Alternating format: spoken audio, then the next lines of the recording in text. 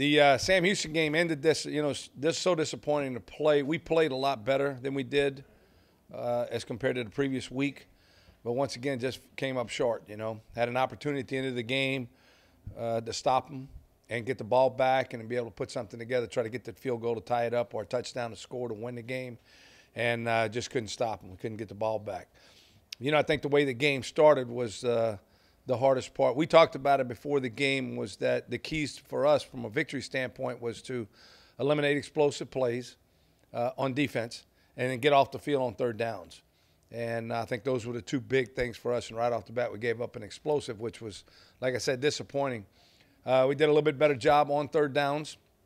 There were a couple of them they converted that, we wish we could have had back, but for the most part, we were okay. And then offensively, don't turn the football over, stay on the field on third downs, and then we get in the red zone, score touchdowns. And obviously, when you look at those things, what we did, we turned it over twice, had 2 interceptions. And, third downs, we were 2 of 13. So that's really disappointing. That's the worst we've been this year from that standpoint. So I think that the third down deal was bad. And then the red zone, we got down there. There were 2 times we got down there, and we got a field goal out of one, and we missed a field goal on the other. So when you swap touchdowns for field goals or even nothing, you can't expect to win too many games. And we just got to do a better job of preparing our guys when they get down there. The guys got to go down there and understand they got to get in the end zone, figure out a way to get in. We can't get stopped at the 1 and not get in the end zone. So when you look back at that and as the keys of the game going into it, we didn't execute those, and that's why the outcome ended up like it did. I think when we look at the progress that we've made, and we said all along we wanted to be playing our best football towards the end of the season, that we're going to continue to improve, and that's what we did. I thought we did play well at times. I thought our offensive line did a good job changing the line of scrimmage. I thought we ran the football with authority, even when they knew we were running the football. There were some times on first and second down where you could tell defensively they made calls based on what they felt like was going to be a run, and we were able to run the football successfully and gain some positive yardage and get inside the chains. And because of that, it took some of the pressure off of the quarterback position where he doesn't have to throw 55, 60 times a game. We were able to run it and run it effectively. I thought our running backs, Devontae Williams, Darren Johnson, and Juice Marshall, all 3 did a good job when they were in there. They also did a really good job in protection. So, the kudos to those 3 guys for really carrying us for the most part during that game from that standpoint. But I thought our offensive line did a really good job. Pat Allen had a good game. And at left tackle, another one. So he's stacked up 2 or 3 in a row, which is, that's good to see. And then, we had a newcomer come in there, and he's not really a newcomer, but Tyree Rhodes did a nice job at guard. We got some movement up there in front, pushing those guys back into the linebacker in those laps, and that created some seams for some of those runs. So offensively, I thought there were some good things. Those 2 turnovers, and then the fumble for, the minus 18 yards. On that fumble, that was critical for us because we punted and they scored right after that. So we had a chance going in at halftime, felt really good. They missed a field goal. We had some momentum. There was some excitement in the locker room, and we weren't able to capitalize on it. But our guys played for 60 minutes. They played hard, gave us an opportunity to win, and we just didn't get it done. So regroup. We're going to do some more stuff this week, go back, continue to grow, continue to develop some players. Like I said, there were some younger guys that did a nice job for us. We put in Troy Crutchin at linebacker, and he played well for us on that side of the football.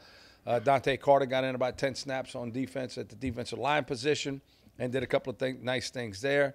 I think you saw Xavier Lewis really had a good game for us. Had 2 forced fumbles and a fumble recovery on the sack strip fumble and recovered that ball.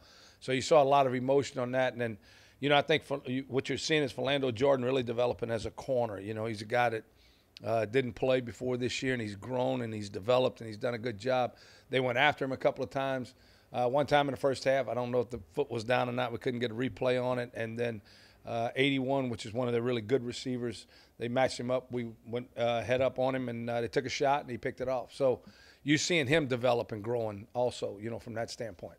So enough on that one. We're moving on. McNeese is this week, 2:30 game. It's the weather's supposed to be gorgeous, much like it is today, and it's the last home game. It's senior night or senior day, so we'll have those 22 seniors out there with their families, and a great tribute for them to be able to be here and the fans be able to see him one last time at home. We hope to put them out, send them out with a win. McNeese is leading the conference. I'm not sure where they're ranked nationally right now, but I know they're leading our conference right now with the win over Central Arkansas this past weekend. Huge for them. Big change with them is that they made a change at the quarterback position. They had the quarterback that was there was really had a good career there in McNeese, and they made a switch this past week. And Kobe Orgeron now is the quarterback there at McNeese, and he's Ed Orgeron's son. And as you would expect, he's a coach's kid. He's fiery. He's athletic. He understands the game. You can see he's instinctive on film. He does a lot of stuff. He made a lot of plays this past week with his feet. And he throws the football well, but he made a lot of plays with his feet, toughness, things like that. So he's going to present a problem. There's not a lot of film on the guy, so we got to really do a great job really taking a look at the Central Ark game and kind of find out where they want to go with him and project that from a defensive standpoint. They're going to run the football. They're going to run play action stuff, and they're going to take shots down the field. That's kind of their MO. Defensively, they're tops in the conference on that side of the football. They stop the run. They load the box. They're going to come at you. That means we got our work cut out for us. But we're going to run the football. We know that. We're going to be a physical football team, and we want to look like when this game's going on, we want to make sure that they're feeling us out there on the field. So we'll have some things that we got to be able to do, but we got to. I think they're number 49, I think, is their pass rusher, or maybe that was last. I forget which one it is. But they got a defensive end that's got 5 or 6 sacks right now. That's up at the top of the conference. You'll be able to check the stat sheet on that. He's active, very athletic, comes off the edge. He's a speed rush guy. He's an athletic speed rush guy. I think secondary-wise, they put him in man coverage. They'll play some quarters. They're 4-2-5 base front, so you'll see that. They don't get out of that too much. They'll go to bear sometimes and play man and bring pressure, but they're not a big pressure team. Probably 28% pressure is where they're at right now on base down. So, when you look at that, they're a team of execution. They're not a team of innovation. They do things well. They do them well on a consistent basis, and that's what allows them to win year in and year out and be where their program is right now. So when you look at those things, you don't have to do great things. You just have to do good things on a consistent basis, and if you do that, you got a chance to be successful at the end of the day. So with that, I'll take any questions that you guys got. It seemed like in the passing game and Saturday's game, it took you guys a while to kind of find a rhythm. Did y'all kind of figure out what was kind of causing some of that? Yeah, it did. Protection was an issue early on. I think Jason got off the spot. He got off his mark a couple of times and got affected by we gave up a sack in the first series, and then the interception was caused by pressure, and a hit, and then the ball kind of fluttered out of his hands. So, when you look at those things, it affects the quarterback.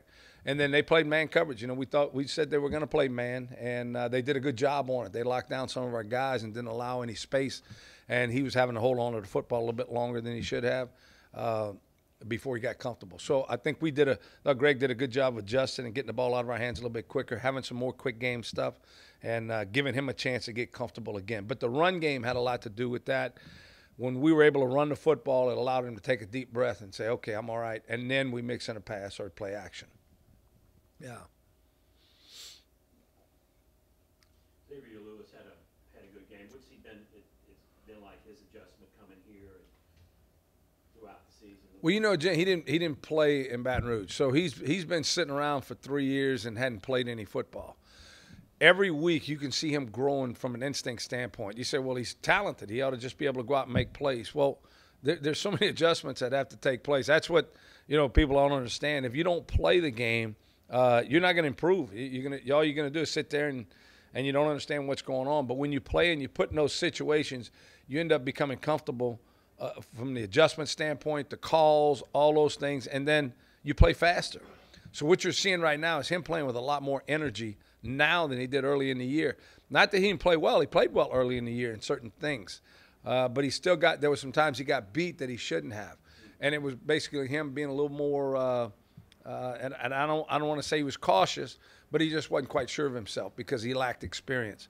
Now what's happening is that he's playing fast. The last couple of weeks he's really been as good a defensive player as we've had because of his ability to run around. He's athletic. He does those things, but now he's playing fast. He's turning it loose. So he understands on the second sack, strip fumble, that was a blitz that we had called just for him. They had they had an adjustment. That was a look that we really didn't practice. He adjusted and got some other guys in there, so he was able to kind of pull that in and then work off of that. And he came clean, had a great hit on the quarterback, got the ball out, and then he recovers the ball. So when you look at that, that's when you start seeing growth out of kids who haven't played before. We'll just put him in there. He's a good player. Yeah, but there's a lot of stuff that's going to take place. For him, the growth process because of experience has really been good to watch. Have you all been running him back and forth between corner and safety? Yeah, both. Normally in base personnel, he moves out to corner and it depends, too, on the receivers. So we had him matched up on 14 this week, who was their best player. And so if we're in man coverage or even in zone, we locked him down with him. We did it early in the UL Monroe game. At LSU, we played base a majority of the time, so he was outside. So it just depends on who we feel like their receiver is that we got to match to him. And so we move him in and out. But that's, again, it goes, the more we can do with him, the better off we are. But the more he can do, the better off we are. And that's where experience comes into play. Did you have him on the Sam Houston kid? You said you had him on the Sam Houston kid, Davis? Yes, yeah, he was on 14. If we were in man coverage, he was on 14. Philando was on 81. And then when 14 went down, it kind of freed up Xavier.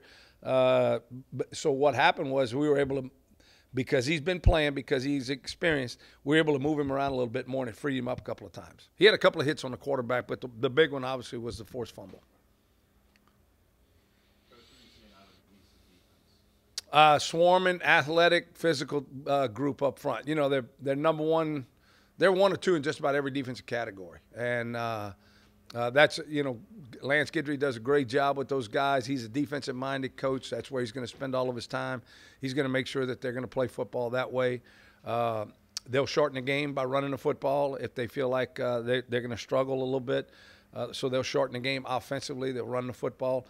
But defensively, they're going to be attacking, athletic. They're not – again, they're a team of execution, not innovation. They're going to be sound in what they do, which is kind of like that's his MO.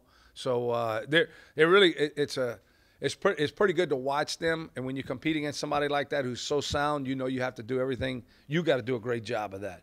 But he's got a lot of experience back there on the defensive side of the ball, and he's able to do some things that maybe you couldn't do if you didn't have that much experience on that side.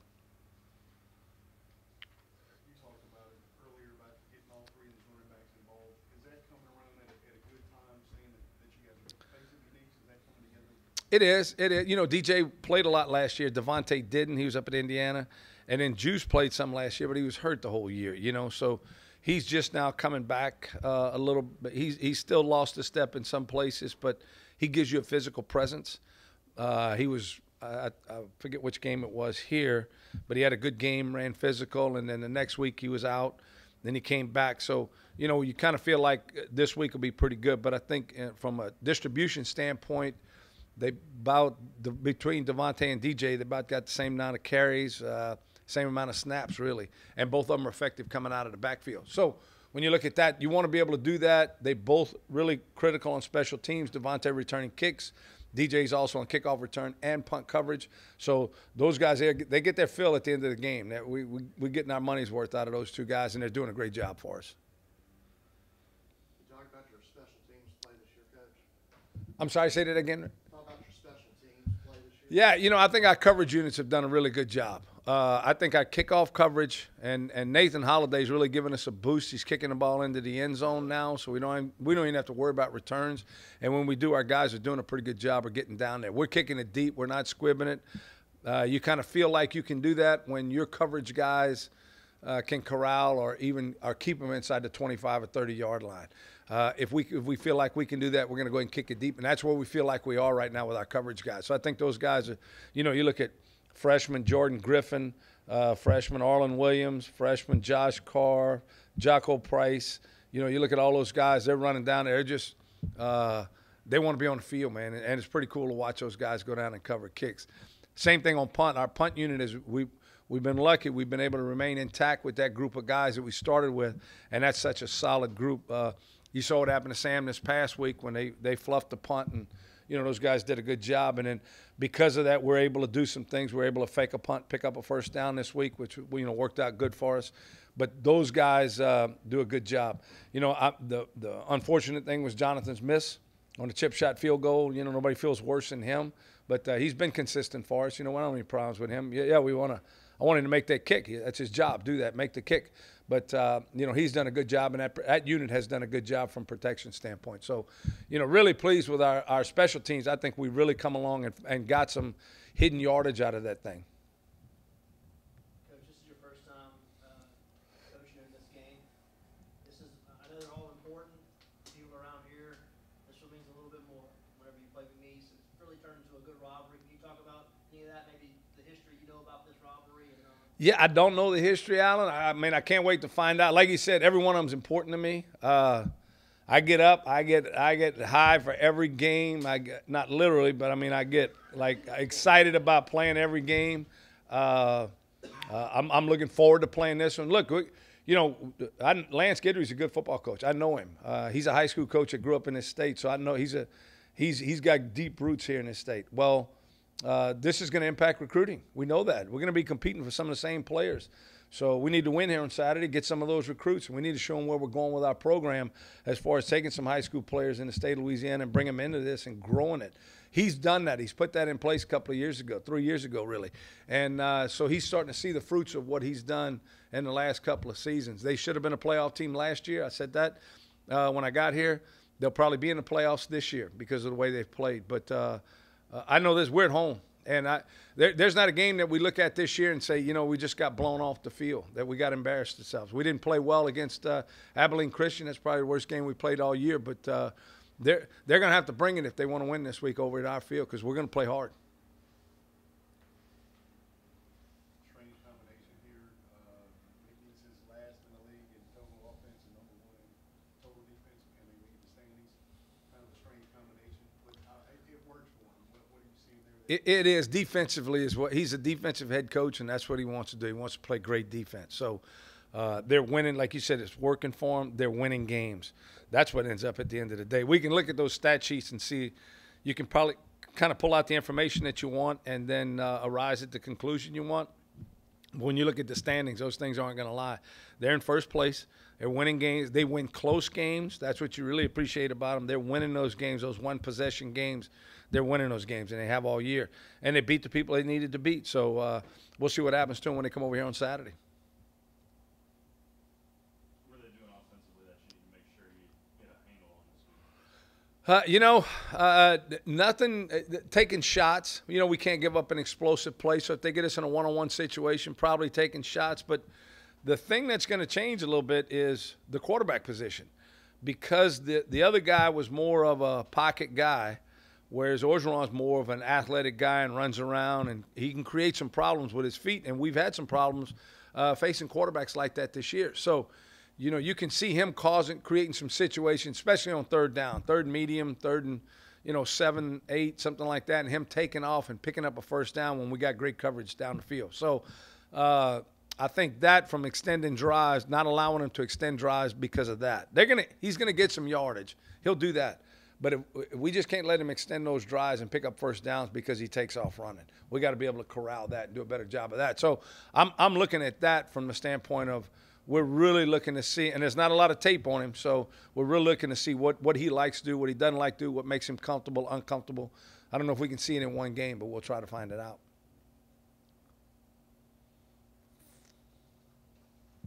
Everybody good? Appreciate it, guys. Thank y'all so much, man.